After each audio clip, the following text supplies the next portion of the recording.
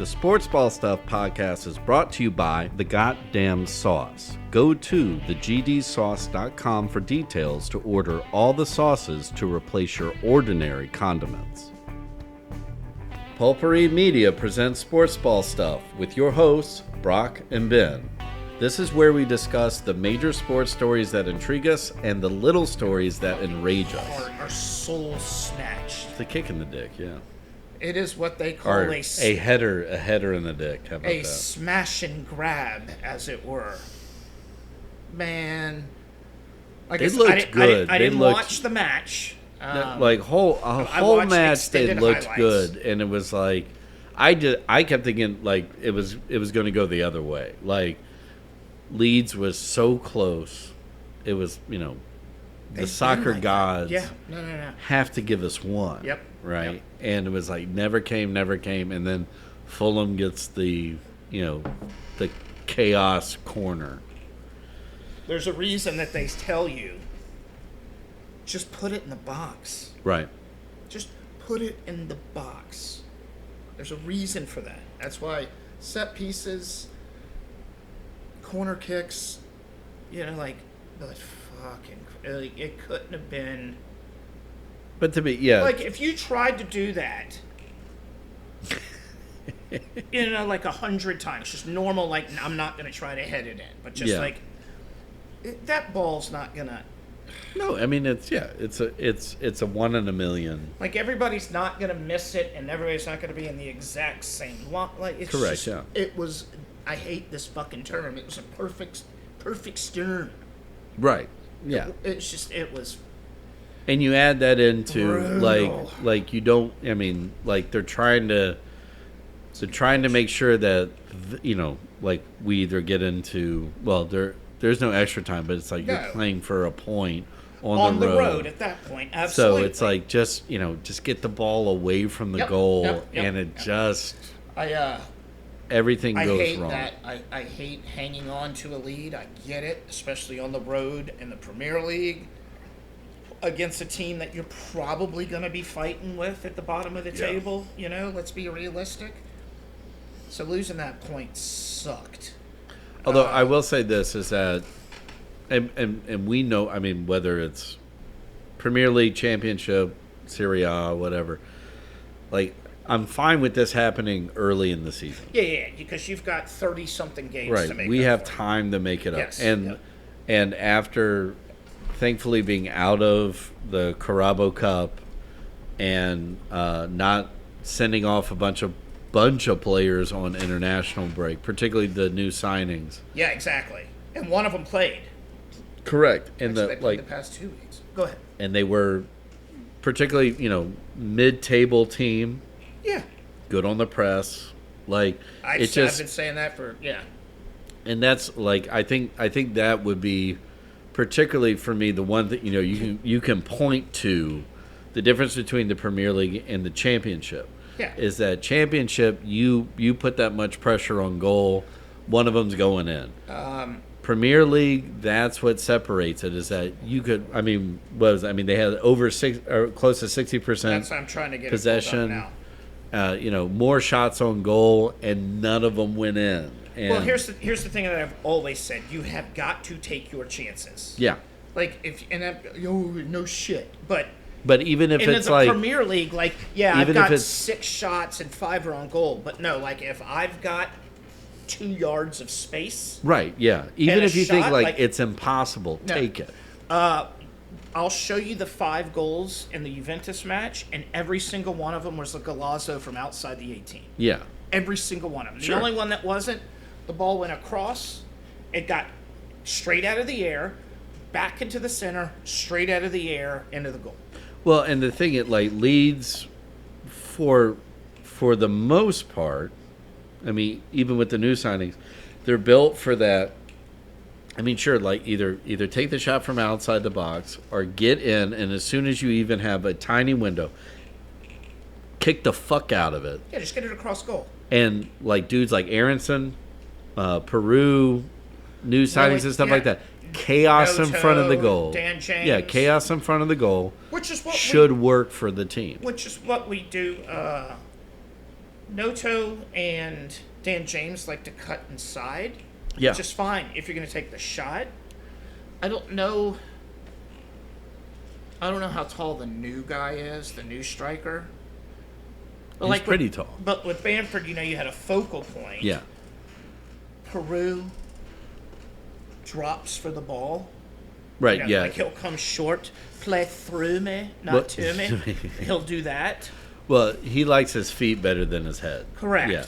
Which Correct. Is, And then I get that. The But- rest, we don't really have height up front. No. I mean, you're talking about Aronson and Dan James and Willie Noto. Right. Some wee guys. Right. No, I like get that. a bunch of small guys, uber technical, can get you what you need, but pumping the ball into the goal when it's just Peru or the other guy, I don't know. But There's you gotta also be- have enough and again, that's why I point out like Aronson or like Tanaka, like they're fast. Yeah, so they Tanaka's can still like hurt. conversion. Yeah, he is. Yeah. and Rothwell. Yeah. I mean, I just haven't seen them. Ampadu's out for. I mean, we knew that. So we're one. missing our midfield, is what you're Also, telling me. Tanaka might have been off the squad because coming back from the international break, I'm sure he played Oh yeah, good call. every minute for Japan. So, So let's see.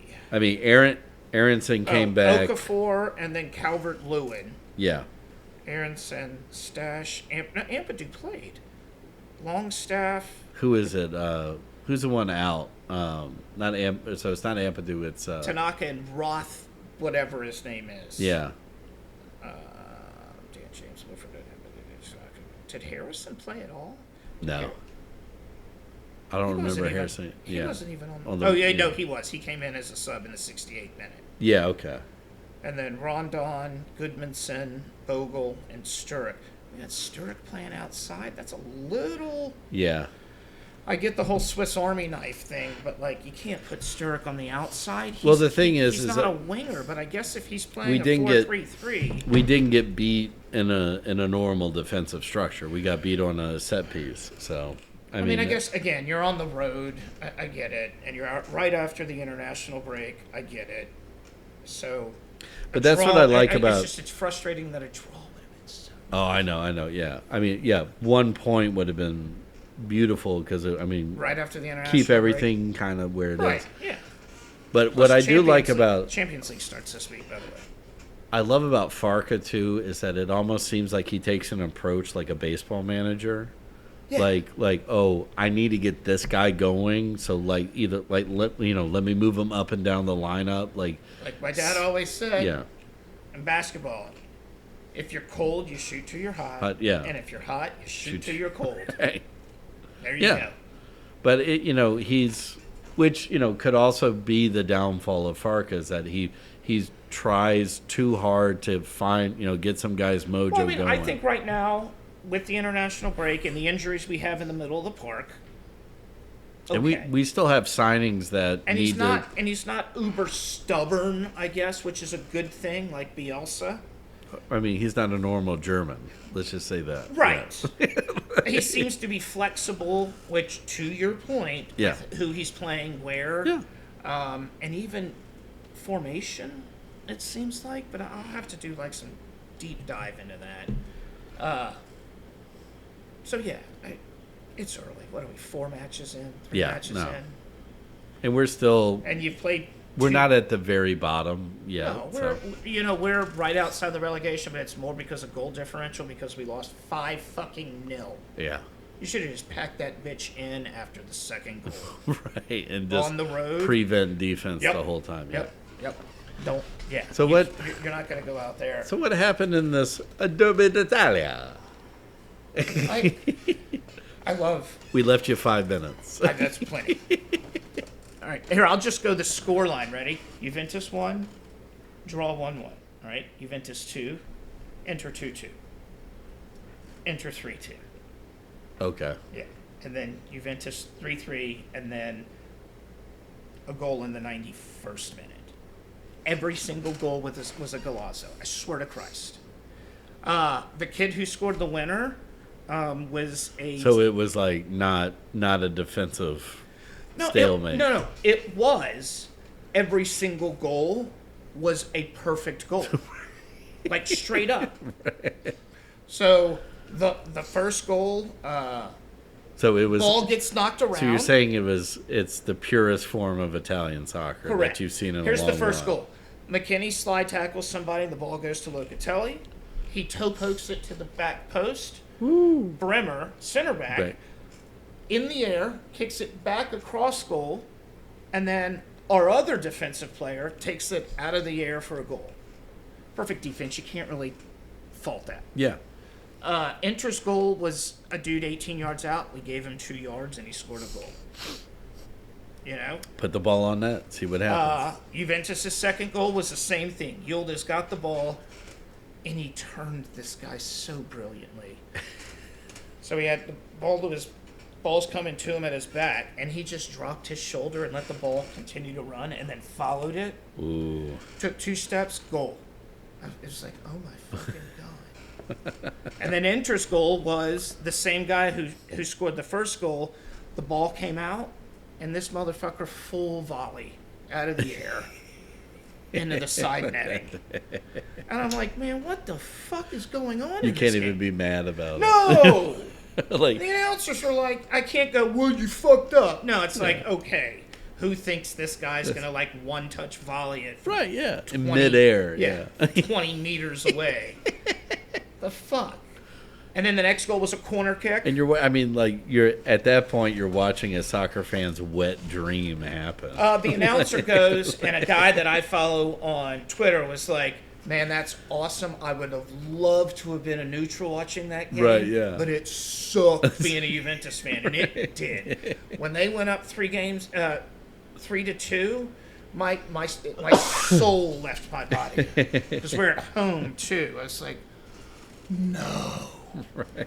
But, And y'all haven't been the comeback kids for a while. no. Second point that I was going to make that I wrote down is our manager, masterclass in substitutions. He kept Yildiz on, okay, and then he brought in. And he's what? Is he Dutch or Yildiz is the Turkish guy. No, the manager. No, he's Croatian. That's right. Yeah. Yeah, Croatian. Yeah. And he played for Juventus. Right. Brought in 2 new signings, and then actually three new signings, and then brought in a homegrown kid who's on the next gen. He's gotten like 77 total minutes. Can't buy a drink. Just started shaving Right. that day. So Juventus. Oh, here's the funny thing. So Madrid's third goal was scored by Thuram, right? French national. His dad won the Ballon d'Or playing for Juventus, right? Okay. His brother, You mean enter? yeah. Thuram was playing for Inter. Yeah. And then his younger brother plays for Juventus. Okay. Ooh. They both scored a goal off a corner kick with their head. And their dad's sitting in the stands. Jesus. And it was like Inter, Turan scored a goal header, and I went, fuck! And then 4 minutes later, his younger brother did the same thing. They both play for France, by the way. They're French. Of course. Right. They're like... And they're what, like... The French love scoring with their heads. They're like, what, like 12 years old? Yeah, I think the older is like 27. So, and then the 17-year-old from Montenegro. Of course.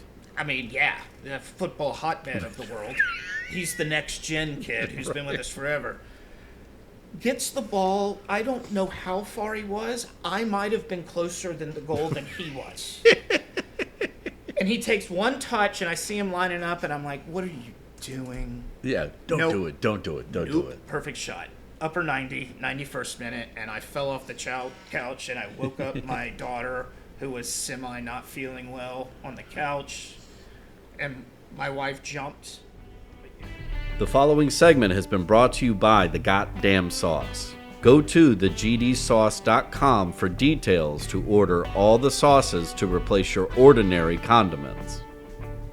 The Sports Ball Podcast is a production of Pulpery Media, produced and edited by Ben Grimion, marketing by Brock Ryder, graphic design by Beck Ryder and Ben Grimion, music by the Heisenberg Compensators.